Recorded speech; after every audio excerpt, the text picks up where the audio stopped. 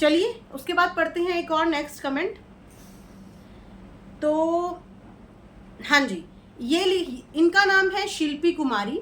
इन्होंने कमेंट किया है ध्यान से देखो। अच्छा, बिल्कुल आप लोग भी ध्यान से देखना, क्योंकि इन्होंने कहा है ध्यान से देखो। ध्यान से देखो, 3:02 पर 3:02 पर सोफे के नीचे ब्लूटूथ रखा है। ओ माय गॉड, सोफे के नीचे ब्लूटूथ 3:02 पे। कलर भी गोल गोल घूम रहा है। अच्छा, वीडियो का बैकग्राउंड म्यूजिक आ रही है। वीडियो की बैकग्राउंड म्यूजिक आ रही है। ऐसे म्यूजिक बजाकर कौन डिप्रेशन में जाता है? बेवकूफ बनाती है पब्लिक को बस, और अलग अलग एंगल से। डिप्रेशन में इंसान ये देखेगा कि कौन सा एंगल सही है या म्यूजिक यहाँ से वाला अच्छा लगेगा। What rubbish. यस, आपका ये comment, sorry but what rubbish, what rubbish. 3:02 पे ब्लूटूथ रखा है, गोल गोल घूम रहा है। उस ब्लूटूथ में 3 कलर थे, ये नोटिस नहीं किया आपने? एक नहीं, उस ब्लूटूथ में 3 कलर गोल गोल घूम रहे थे, लेकिन हमने नोटिस किया। लेकिन आपने उस पूरी वीडियो में एक रोती हुई औरत के आंसू नोटिस नहीं करे, उसका चेहरा नोटिस नहीं करा। आपकी नजर गई 3:02 पे सोफे के नीचे रखे हुए ब्लूटूथ पे। भाई म्यूजिक चल रहा था और वो म्यूजिक लगा था। तो मैडम, किसी भी म्यूजिक को हम अपनी वीडियो में नहीं लगा सकते, आपको पता है, कॉपीराइट क्लेम आता है। जिस म्यूजिक की आप बात कर रही हो, ऐसा कोई म्यूजिक सपना की वीडियो में नहीं लगा है। सपना की वीडियो में वही म्यूजिक लगा है जो उसकी वीडियो में सालों से हम सुनते हुए आ रहे हैं, और यही वाला म्यूजिक छोटी वाली दीदी भी यूज करती हैं, सॉरी छोटी बच्ची यूज करती है। हर रोती हुई वीडियो के पीछे बैकग्राउंड में यही म्यूजिक होता है, हर हंसती हुई वीडियो के बैकग्राउंड में यही म्यूजिक होता है। अभी जिस दिन खाने के डब्बे बांट रहे थे उस दिन भी यही म्यूजिक था। जिस दिन अंकल छोटी बच्ची का सपोर्ट में उतरे थे उस दिन भी यही म्यूजिक था। जिस दिन आंटी अपने बेटे को याद करते हुए झूले में रो रही थी उस दिन भी यही म्यूजिक था। और जिस दिन अपनी पोतियों के लिए रो रही थी उस दिन भी यही म्यूजिक था। हर समय यही म्यूजिक था। सपना ने कौन सा अलग म्यूजिक चलाया है?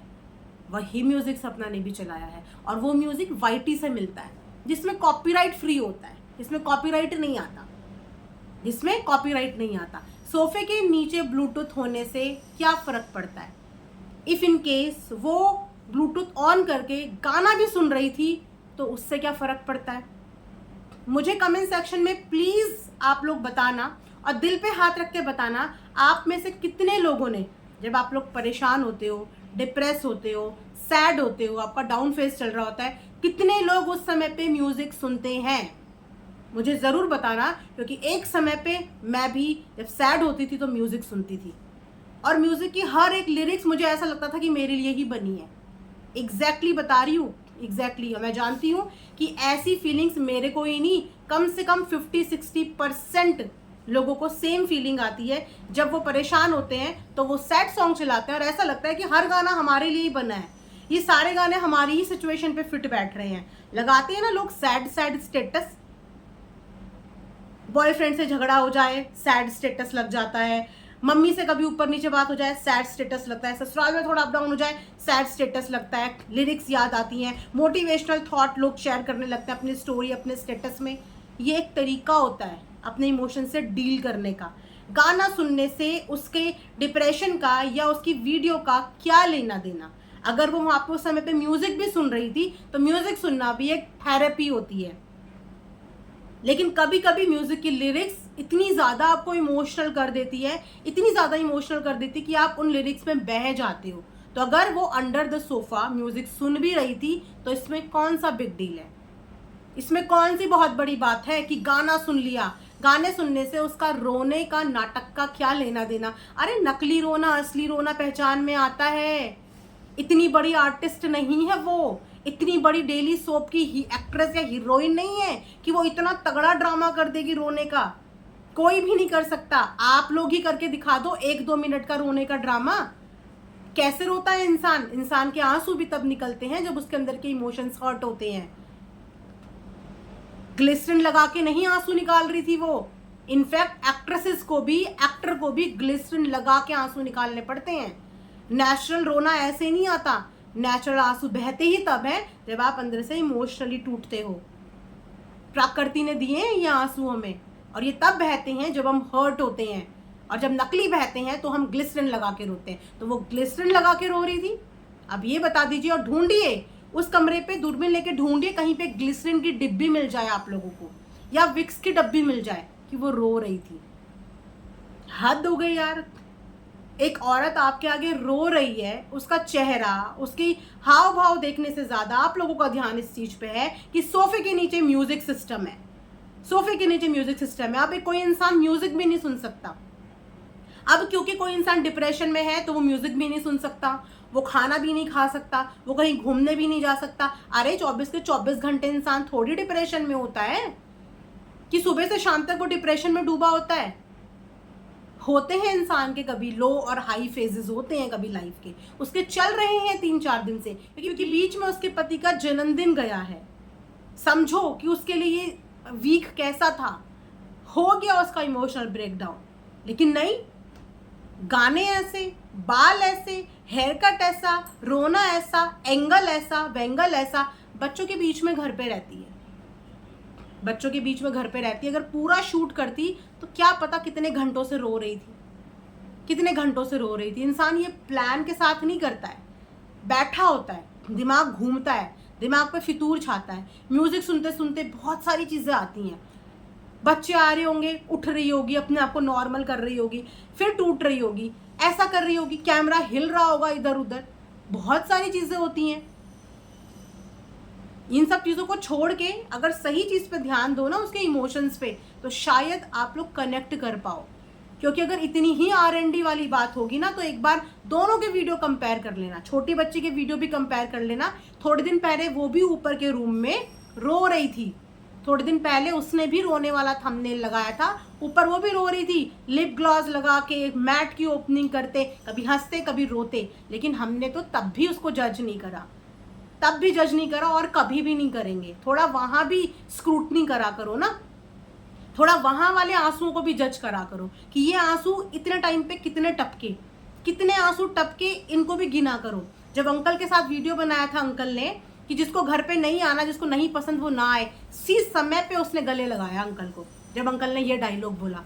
इन चीजों को भी नोटिस करते, इन चीजों को भी नोटिस करते कि उस समय पे उसके कितने आंसू बह रहे थे।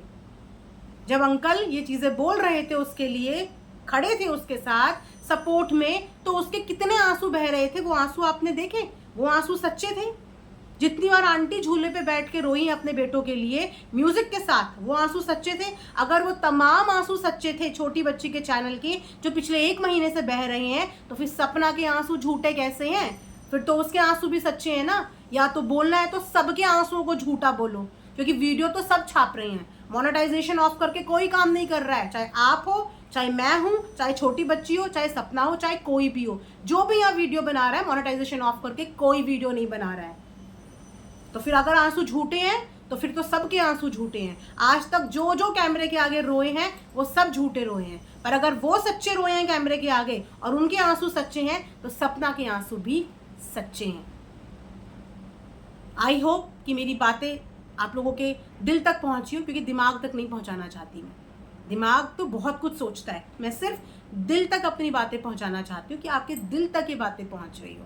थोड़ी सी नफरत को एक तरफ करके, अगर एक इंसान के आंसुओं को आप जज नहीं कर रहे हो, एक इंसान की एक्टिविटी को आप जज नहीं कर रहे हो, तो दूसरे इंसान को अगर आप कनेक्टेड नहीं फील कर रहे हो, आप नहीं कनेक्शन फील कर पा रहे, तो उसको उसके हाल पे छोड़ तो सकते हो, लेट इट भी तो कर सकते हो। नहीं फील हो रहे आपको उसका दुख, नहीं कनेक्ट कर पा रहे आप उसके आंसुओं से, तो उसको छोड़ दो, छोड़ दो उसको। जो लोग यहाँ पे चले भी जाते हैं ना दुनिया से आजकल, वो भी अपनी वीडियो रिकॉर्ड करके जाते हैं। ऐसे 4-5 केस सोशल मीडिया पे देख लिए हैं जो मरते मरते अपनी वीडियो बना के गए हैं। उनके लिए क्या बोलोगे आप कि मरते मरते वीडियो कौन बनाता है? आज आप कह रहे हो डिप्रेशन में वीडियो कौन बनाता है, उनके लिए भी आप यही बोलते कि मरते मरते वीडियो कौन शूट करता है। क्योंकि आप दिमाग कभी नहीं पढ़ सकते।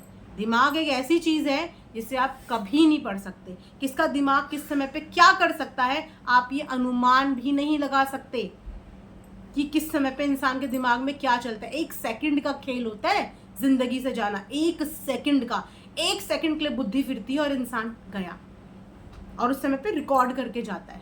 देखे ना इंसिडेंट, अभी हाल ही में कितने सारे देखे हैं कि रिकॉर्ड करके लोग बकायदा गए हैं। बताओ, वो तो व्लॉगर भी नहीं थे, वो तो कुछ भी नहीं थे, वो फिर भी अपना रिकॉर्ड करके गए हैं। क्यों रिकॉर्ड करके गए वो? तो कोई इंसान जो रोता हुआ रिकॉर्ड कर रहा है, या जो डिप्रेशन में रिकॉर्ड कर रहा है, या जो अपना जाना रिकॉर्ड कर रहा है, उस इंसान की मनोस्थिति को समझो कि वो किस मनोस्थिति में ये कर रहा है, रेदर देन कि उसकी चीज़ों को इतना ज़्यादा स्क्रूटनी करो। ठीक है, बहुत प्रैक्टिकल ज़माना है, लेकिन हम आज भी इमोशंस में जीते हैं। हो गए लोग बहुत प्रैक्टिकल, बहुत ज़्यादा प्रैक्टिकल हो गए हैं कि किसी के रोने पे वो हंस भी सकते हैं, मजाक भी उड़ा सकते हैं, लेकिन इतने भी प्रैक्टिकल नहीं हुए हैं। थोड़े बहुत इमोशंस होते हैं सबके अंदर, आंसू देखने पे तो इमोशंस बह ही जाते हैं यार। बाकी सबके अपने अपने दिल हैं, क्या कर सकते हैं, कुछ नहीं कर सकते। सो आई होप कि ये कमेंट्स मैंने यहाँ पे क्लियर कर दिया हो आप लोगों को। अगर बात समझ में आई तो वेल एंड गुड है, नहीं आई तो मैं हाथ जोड़ सकती हूँ अपनी तरफ से कि फिर मैं आप लोगों को नहीं समझा सकती, और आप लोगों को समझाने में मैं अपना बिल्कुल टाइम वेस्ट नहीं कर सकती। लेकिन मेरा दिल जो कहेगा मैं सिर्फ उसकी सुनूंगी, सिर्फ अपने दिल की। कहीं कहीं पे दिमाग यूज़ नहीं करना चाहिए, हर जगह पे दिमाग इस्तेमाल करो ये ज़रूरी नहीं है, कहीं कहीं पे दिल का भी यूज़ कर लो, कहीं कहीं किसी किसी जगह पे दिल का भी इस्तेमाल कर लेना चाहिए। कभी कभी जो जवाब हमारा ये शातिर दिमाग नहीं दे पाता ना, उसका सही जवाब हमारा दिल दे देता है। तो थोड़ा सा दिल से सोचो तो चीज़ें शायद आपको भी अलग दिखें, थोड़ी बेहतर दिखें, थोड़ी सही दिखें, राइट। इसी के साथ ये वीडियो मैं यहाँ पे एंड करती हूँ। आई होप कि आप सबको पसंद आया होगा। मिलेंगे नेक्स्ट वीडियो में, तब तक अपना ध्यान रखिए। Thanks for watching earth mom Dehradun.